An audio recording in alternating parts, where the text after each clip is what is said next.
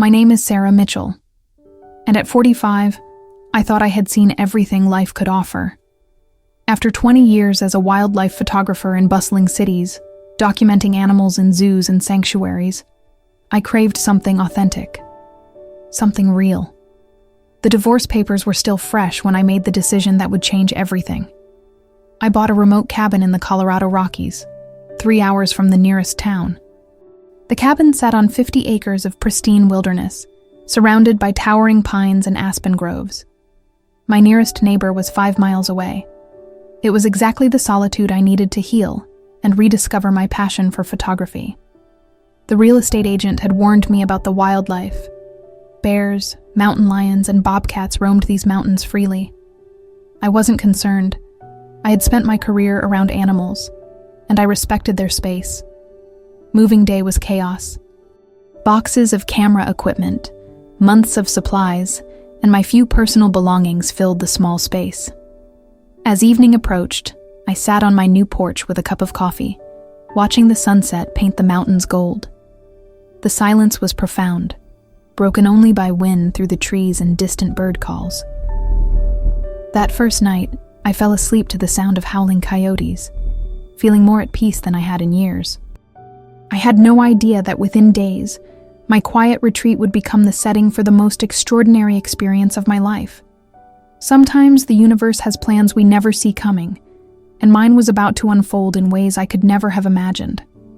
3 days into my new life, I was organizing my photography studio when I heard scratching at my front door.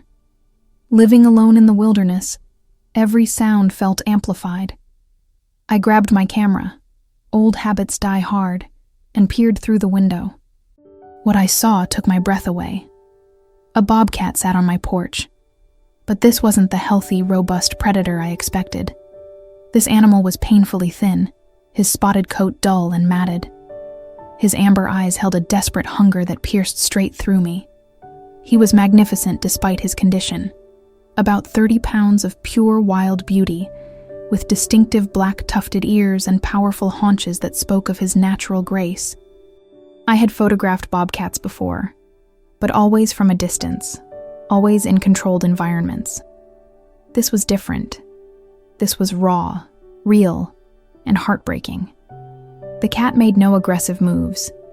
He simply sat there as if asking for help. His ribs were visible beneath his fur, and I could see he was struggling to survive. My photographer's instinct kicked in, and I slowly raised my camera.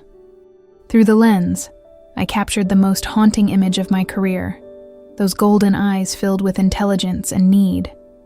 But something deeper stirred in me. This wasn't just a photo opportunity. This was a living creature in distress, and despite every rule about not feeding wildlife, I couldn't ignore his plight. The bobcat and I stared at each other through the glass for what felt like hours, but was probably only minutes. In that moment, I made a decision that would change both our lives forever. Against every wildlife guideline I had ever learned, I opened my refrigerator. I had brought plenty of meat for my extended stay, mostly chicken and beef for my own meals. The bobcat hadn't moved from my porch, and his patient waiting tugged at my heart. I knew feeding wild animals was discouraged, even dangerous.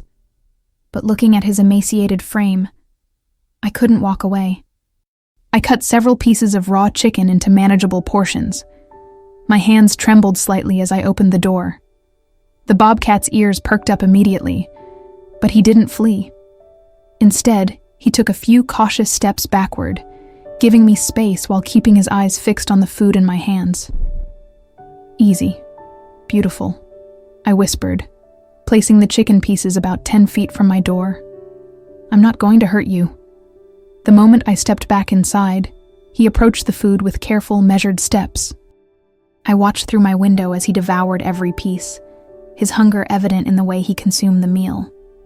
When he finished, he looked directly at my window, and I swear I saw gratitude in those amber eyes. For the next hour, he remained on my porch, grooming himself and resting. I used this time to photograph him, documenting his condition and behavior. Through my telephoto lens, I could see old scars on his flanks and a slight limp in his left rear leg. This was a survivor, a fighter who had endured hardships I could only imagine. As darkness fell, he disappeared into the forest as silently as he had arrived. I woke the next morning to gentle scratching at my door. My heart raced as I realized who my visitor was. The Bobcat had returned, and this time, he wasn't alone. My breath caught in my throat as I peered through the window. Beside him sat a tiny kitten, no more than 8 weeks old, with the same spotted coat and distinctive ear tufts. The kitten was in even worse condition than its father. It could barely stand, its tiny body racked with weakness and hunger. The adult Bobcat, clearly the father, sat protectively beside his offspring, occasionally nuzzling the little one with his massive head. The scene was both heartbreaking and beautiful. I understood immediately what was happening. This wasn't just about food anymore. This father had brought his dying kitten to the one place where he had found help. He was asking me to save his baby. The intelligence and trust required for such an action left me speechless. Without hesitation, I prepared more food, this time cutting the chicken into tiny pieces suitable for the kitten. I also filled a shallow dish with fresh water. The adult Bobcat watched my every movement as I placed the offerings outside, his body language alert, but not aggressive. The moment I retreated, the father gently nudged his kitten toward the food. The little one could barely eat, managing only a few small bites before collapsing from exhaustion. The father consumed the rest, clearly understanding that he needed strength to care for his offspring. I spent the entire day watching them through my window, documenting this extraordinary display of paternal love and trust. Over the following days, the Bobcat family became regular visitors to my porch. I established a routine, placing food and water outside at dawn and dusk. The father, whom I began calling Atlas for his strength and determination, would arrive first, scanning the area for threats before signaling his kitten, Little Scout, that it was safe to approach. Scout's condition gradually improved with regular feeding. The tiny kitten began to show more energy, playing with leaves and pouncing on imaginary prey, while Atlas watched protectively. I documented every moment, creating a photographic journal of their recovery that would later become some of my most treasured work. Atlas began to show remarkable trust. He would lie down on my porch while Scout ate, positioning himself between his kitten and the forest, but no longer viewing me as a threat. Sometimes he would even doze in the afternoon sun, one ear always alert for danger. I started talking to them during feeding times, keeping my voice low and soothing. "Good morning, Atlas. How's our little Scout today?" Atlas would twitch his ears at the sound of my voice, and I began to believe he was learning to recognize my words. The breakthrough came on the 7th day. As I placed their food outside, Atlas didn't retreat. Instead, he remained just 5 feet away, watching me with those intelligent amber eyes. When I slowly sat down on my porch steps, he didn't flee. We sat together in comfortable silence while Scout played nearby, and I felt a connection forming that transcended the typical human-wildlife boundary. 2 weeks into our routine, a massive thunderstorm struck the mountains. The weather service had predicted severe conditions, but nothing prepared me for the fury that unleashed itself on our wilderness. Rain pounded my cabin's roof like machine gun fire, and lightning split the sky with terrifying frequency. Wind howled through the pines with such force that several large branches crashed down around my property. I worried constantly about Atlas and Scout. Where would they find shelter in this tempest? My cabin felt like a fortress against the storm, but I knew the forest offered little protection for a father trying to keep his kitten safe and dry.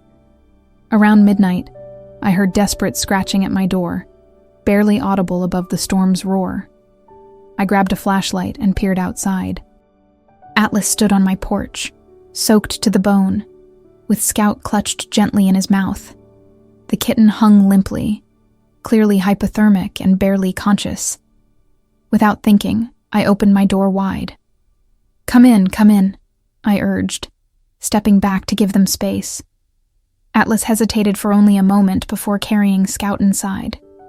He placed the kitten on my living room rug and stepped back, his eyes never leaving mine. I quickly gathered towels and began gently drying Scout, whose tiny body was cold and trembling. Atlas watched intently as I worked, occasionally making soft chirping sounds, a bobcat's way of communicating comfort. I set up a warm, dry area near my fireplace and placed Scout there carefully. For the first time, wild bobcats were inside my home, and somehow it felt completely natural. That stormy night changed everything between us. Atlas positioned himself near Scout, but also where he could watch me and the door. Despite being indoors, completely against his wild nature, he seemed to understand that this was temporary sanctuary, not captivity. I made myself a cup of tea and sat cross-legged on the floor, several feet away from them. Atlas observed my every movement, but his body language remained calm. Scout, warming up by the fire, began to show signs of recovery. The little kitten's breathing became more regular, and eventually, he lifted his head to look around. "You're safe here," I whispered to them both. "The storm will pass." As if understanding my words, Atlas settled into a more relaxed position. I watched in amazement as he began grooming Scout, his rough tongue working methodically to restore his kitten's fur. The intimate family moment unfolding in my living room felt like a privilege beyond measure. Around 3 a.m, the storm finally began to subside. Atlas's ears perked up at the change in the wind patterns. He stood and approached the door, then looked back at me with what I can only describe as gratitude. I opened the door, and he gently picked up Scout, who was now alert and responsive. Before leaving, Atlas did something extraordinary. He approached me, closer than he had ever come, and briefly touched his nose to my outstretched hand. The contact lasted only a second, but the trust it represented was immeasurable. They disappeared into the pre-dawn darkness, leaving me with tears in my eyes and a heart full of wonder. 3 days after the storm, I was editing photographs on my laptop when I heard familiar scratching at the door. I smiled, expecting to see Atlas and Scout arriving for their morning meal. Instead, I found Atlas alone, and in his mouth was something that made me gasp. He carried a freshly caught rabbit, not for himself, but as a gift for me. The hunting instincts that had been dulled by hunger were returning as his health improved, and his first successful hunt was being shared with the human who had helped save his family. Atlas placed the rabbit carefully on my porch and stepped back, his posture proud and dignified. This wasn't just sharing food. This was reciprocity. In Bobcat society, sharing a kill is a profound gesture of trust and acceptance. He was treating me as part of his family unit. "Oh, Atlas," I breathed, tears welling in my eyes. "Thank you." I accepted his gift with the reverence it deserved, though I quietly disposed of it later, not wanting to disrupt the natural balance further. But the gesture itself was priceless. This wild predator had chosen to include me in his world in the most meaningful way possible. Scout appeared from the underbrush, much healthier now, his coat glossy and his movements energetic. He bounded onto the porch and began playing with a pine cone, while Atlas watched with obvious paternal pride. The transformation in both of them was remarkable, from desperate, starving animals to a thriving family unit. I realized that what had started as a simple act of compassion had evolved into something much deeper, a genuine interspecies friendship built on mutual respect and trust. As weeks passed, Atlas and Scout became a natural part of my daily routine. They would arrive each morning as I had my coffee, and Atlas would patrol my property while Scout played in the yard. I began to understand their individual personalities. Atlas was dignified, intelligent, and protective, while Scout was curious, playful, and fearless. Scout, in particular, seemed fascinated by my photography equipment. He would sit perfectly still when I pointed my camera at him, as if posing for portraits.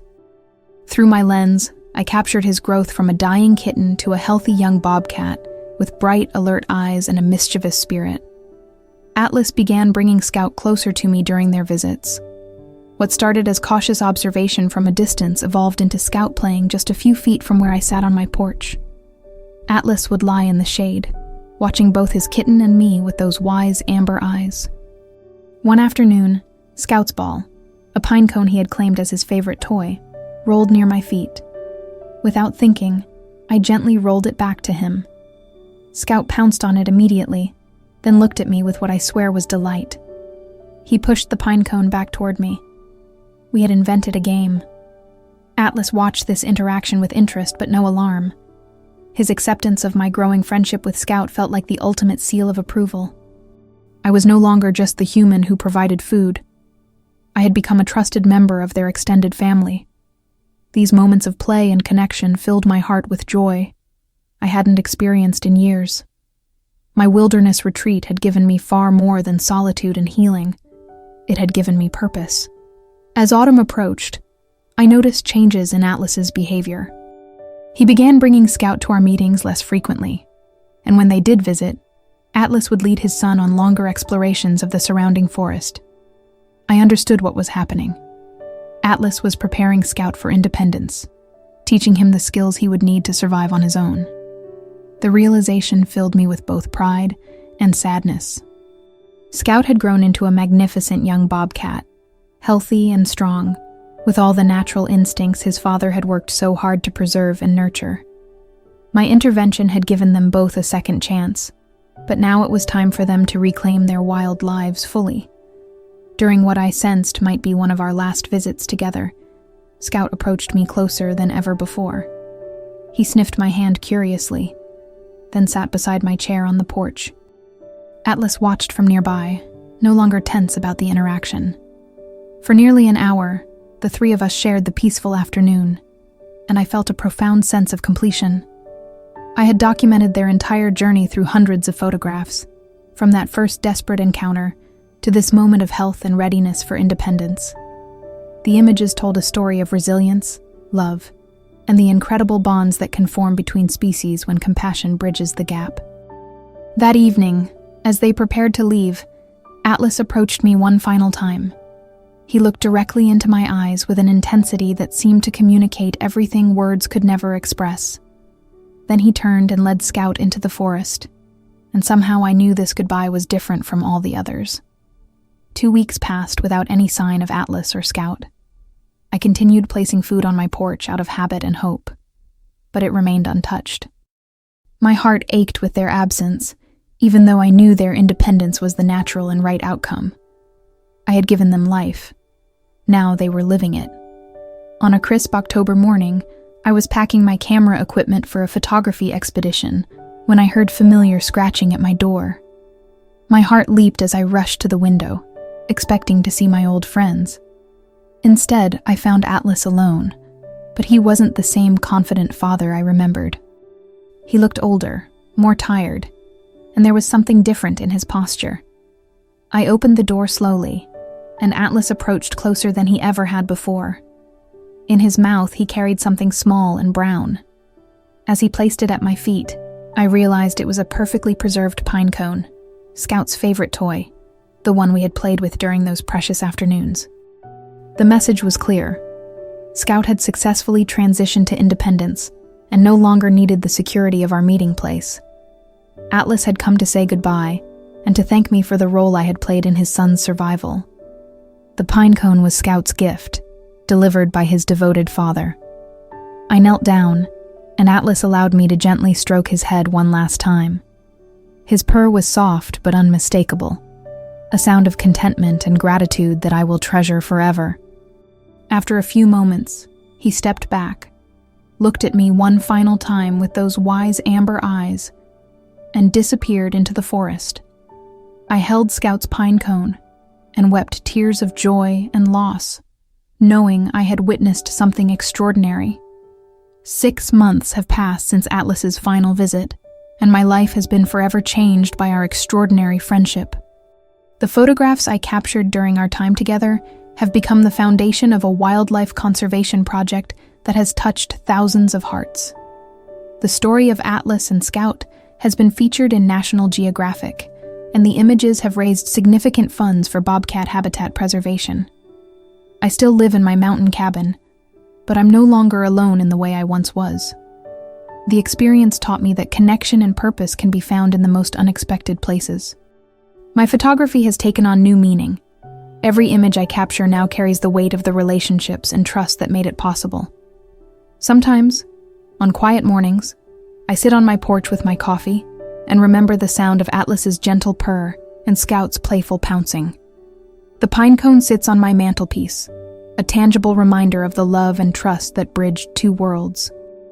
Occasionally, I catch glimpses of bobcat tracks around my property, and my heart hopes that somewhere in these mountains, Atlas is thriving and Scout is raising kittens of his own.